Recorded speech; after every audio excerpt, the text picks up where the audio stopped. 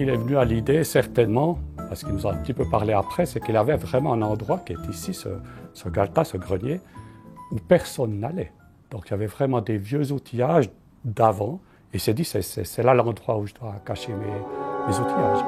Alors là, quand M. Gerber est venu vers moi me demander si on pouvait ensemble retrouver, ressortir tous les outillages et voir la possibilité de remettre en route, alors j'ai dit alors avec plaisir.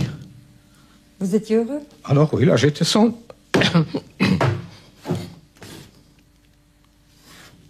oui, là j'étais son homme. Mais je crois que chaque fois, j'ai une grande émotion. Oui, c'est important de me dire que tout ça, ça a été fait par mon père. Souvent, ça me prend. Oui.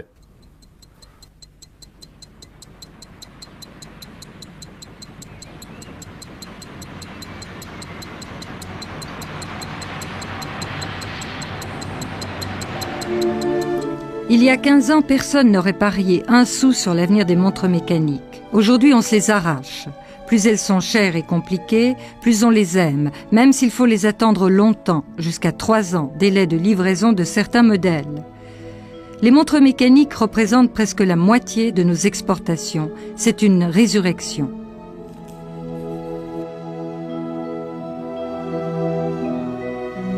Comme toute résurrection, celle-ci tient du miracle. Certaines manufactures ont failli ne pas retrouver leur technique pourtant ancestrale, par exemple Zénith au Locle, maison plus que centenaire. 1972, la firme est vendue aux Américains qui décident de passer totalement au quartz et se débarrassent des précieux outils de production mécanique. Pour Zénith, le miracle a le visage de ce retraité, employé pendant 40 ans comme chef de fabrication des ébauches. Il a passionnément aimé son métier, les montres et surtout ce chronographe automatique, une création en 1969 baptisée El Primero. En 1975, on m'a donné l'ordre d'arrêter carrément la fabrication de l'El Primero. Quelle a été votre réaction? Évidemment que ça fait un choc. Vous trouviez que... Pourquoi est-ce qu'on voulait que vous arrêtiez cette fabrication? Étant sous direction américaine, c'est l'électronique qui comptait, la montre à quartz. Et il n'y avait plus aucune chance pour le chrono. Mais vous étiez convaincu à l'époque que c'était une erreur d'arrêter? Ah, on m'aurait coupé la tête. Que... J'étais sûr qu'un jour ou l'autre, le chronographe pouvait démarrer. Mon père était le 4e garçon d'une famille née en 1920. Et dans les années 1935-40, il n'y avait pas beaucoup de ressources, beaucoup d'argent, et il n'a pas pu bénéficier d'études. On l'a mis ce qu'on appelle derrière un établi à l'entreprise, et il a pris son métier sur le tas, son métier d'horloger sur le tas. Et avec l'ambition, il a progressé pour atteindre la responsabilité d'un atelier de production d'ébauches, ce qu'on appelle les ébauches. Mon père a contribué justement à la mise au point de certaines fabrications de pièces pour ce chronographe, puisqu'il en comprend 320 pièces, environ 321 pièces. Je m'appelle Michel Vermot, je suis le fils de Charles Vermot. J'ai aussi une formation d'horloger, d'ingénieur horloger. Et puis j'ai fait ma carrière dans l'industrie horlogère, et notamment dans l'enseignement aussi, à l'école d'ingénieurs.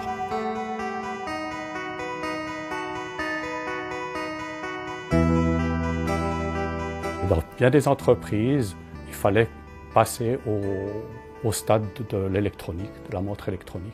C'est dans les années 70-75 qui sont sorties les premières montres électroniques, d'ailleurs issues de Neuchâtel. Monsieur Vermot est tellement sûr de lui qu'il écrit à la direction pour qu'on maintienne un petit atelier où l'outillage de El Primero serait mis en veilleuse et soigneusement conservé.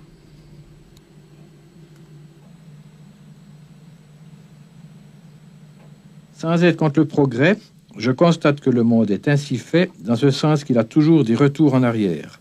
Vous avez tort de croire à l'arrêt total du chrono mécanique automatique.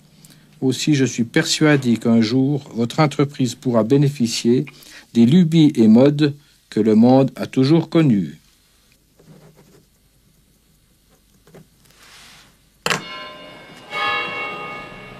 En vain. La fabrique des ébauches des ponts de Martel est liquidée. le bâtiment est repris par une entreprise alimentaire. Qu'avez-vous fait avec ce matériel, cet outillage? Bien, au départ ici des ponts de Martel, on a tout étiqueté. On a donc mis en caisse tout ce qui est cam, tout ce qui est étampe, tout ce qui est outils de coupe, de petites machines qui auraient été mis au débarras. Alors j'ai demandé à la direction de pouvoir m'occuper de tout ce qu'on avait étiqueté, de ces cams, de ces outils de coupe, des étampes, même des dossiers de plans d'opération, de gamme d'opération, etc., de pouvoir tout mettre en un dans un même local. Ce qui m'a été refusé. On m'a simplement répondu que je faisais du sentiment. Évidemment, le petit Vermo des ponts de Martel était un petit peu embourbé dans ses tourbières. Il fallait absolument qu'il se réveille puis se dire qu'on était dans l'ère électronique.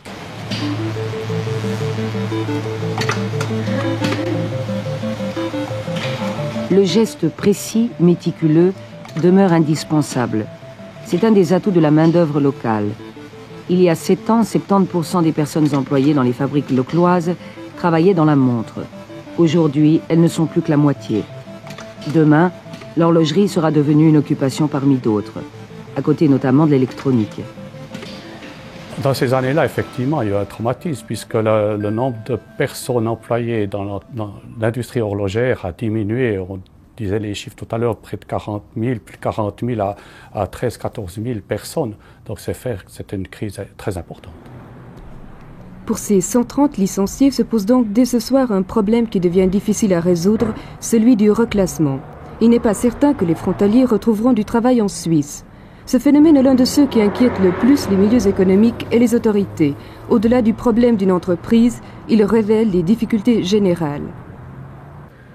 Il semble apparemment que ce soit déjà les personnes donc, frontalières et certaines femmes mariées qui seront les premières touchées. Logiquement, il ne paraît inconcevable que les Suisses soient licenciés alors qu'il reste encore des personnes frontalières du moins ou qui viennent d'entrer dans la maison. Dans notre atelier, il y a tout de même du personnel suisse qui ne serait pas capable de faire notre travail. Autrement dit, ça crée une rivalité certaine. Ben, jusqu'à maintenant, on a eu... Avec le personnel suisse. On n'a jamais eu d'accrochage avec le personnel suisse. Au contraire, on vient très bonne intelligence. Mais désormais, est-ce que vous craignez les accrochages? Ben, il faudra voir qui sera licencié.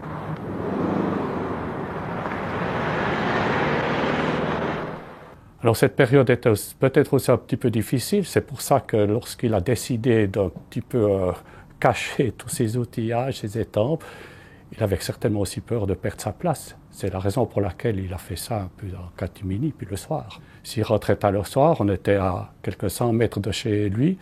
Il passait toujours dire bonjour à nos enfants, il ne passait plus. Et j'étais pas forcément inquiet, mais ma mère était surtout un peu plus inquiète. Se demandait ce qu'il faisait de rentrer plus tard le soir. Il disait qu'elle avait beaucoup de travail, c'est tout. Elle n'a plus rien su pendant 10 ans. Le matériel risque d'être vendu ou jeté. Monsieur Vermo prend peur. Il cache ce matériel dans les galetas de l'entreprise. Dans mes collègues très proches, plusieurs m'ont dit « Mais écoute, sors ta caisse. Tu fais rire avec ton chronographe automatique et mécanique.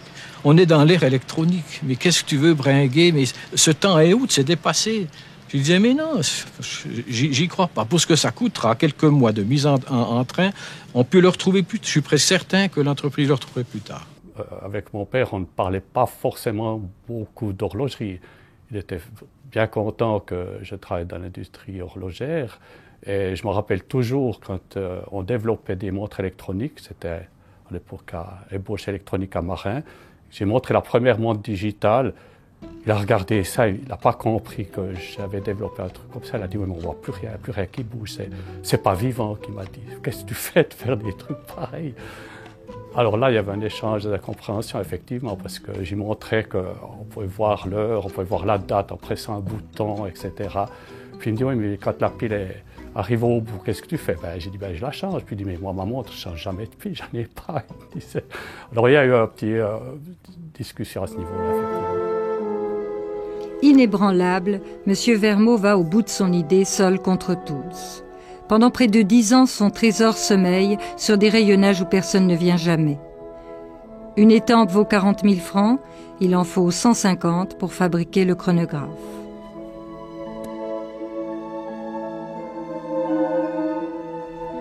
Or, un beau jour de 1984, un ingénieur au courant du sauvetage vient lui annoncer la nouvelle. Alors là, quand M. Gerber est venu vers moi me demander si on pouvait ensemble retrouver, ressortir tous les outillages et voir la possibilité de remettre en route, alors j'ai dit alors avec plaisir. Vous étiez heureux? Alors oui, là j'étais son...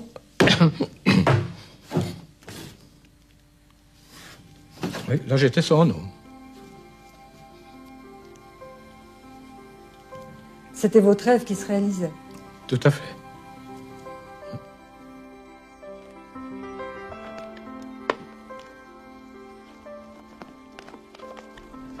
Un rêve étayé par un solide travail. Non content d'avoir rangé et étiqueté l'outillage, le minutieux chef de fabrication a consigné dans un classeur toutes les indications utiles à sa remise en marche.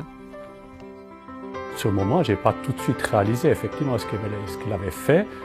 Étant dans l'horlogerie, je me suis rendu compte que ce mouvement El Primero était vraiment extraordinaire. C'était vraiment quelque chose de fantastique. Et comme je dis souvent, mon père a eu la fierté de sauver ce mouvement, mais je pense qu'il a aussi contribué à sauver l'entreprise Zénith tout entière.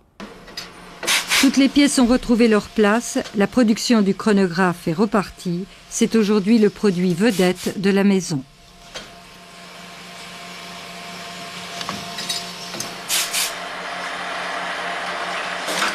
Bon, il est à peu près certain que si tous les outillages qui ont été archivés et répertoriés par M. Vermaux avaient disparu, il est à peu près certain que la décision aurait été négative. Et pourquoi vous auriez pu les refaire, ces outillages? Effectivement, on aurait pu les refaire, seulement il y avait deux conditions essentielles. D'une part, c'était le temps nécessaire à refaire tout l'outillage de production, qui aurait demandé plusieurs années, et d'autre part, un investissement financier considérable, de l'ordre d'à peu près 6 à 7 000.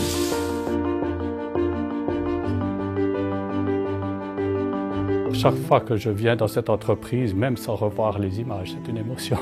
Mais en plus, bien sûr, quand on revoit les images, c'est des fois un peu difficile quand même, quoi. Même si c'est le temps à passer, mais c'est quand même extraordinaire de voir ça, quoi. Et la sensibilité reste, comme j'ai dit, elle est transmise de père en fils. Et on sent toujours présent mon père, oui, ici.